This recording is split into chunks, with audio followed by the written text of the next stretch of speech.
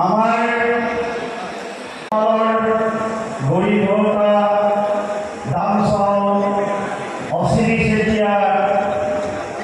সোঁৱৰণি বজ্ৰকণ্ঠ বঁটা প্ৰদান কৰিবৰ বাবে যি ব্যৱস্থা গ্ৰহণ কৰা হৈছে তালৈ নিউজ লাইভৰ মুখ্য সম্পাদক সৈয়দ জাহিৰ হোসেন দেৱক আমন্ত্ৰণ কৰা হৈছে। তেখেত আহি পাইছে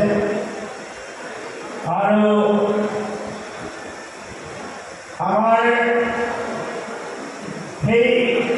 যিজন দামচাও অচিৰি চেতিয়া এই অচিৰি চেতিয়াৰ সহধৰ্মিনী পল্লৱী চেতিয়া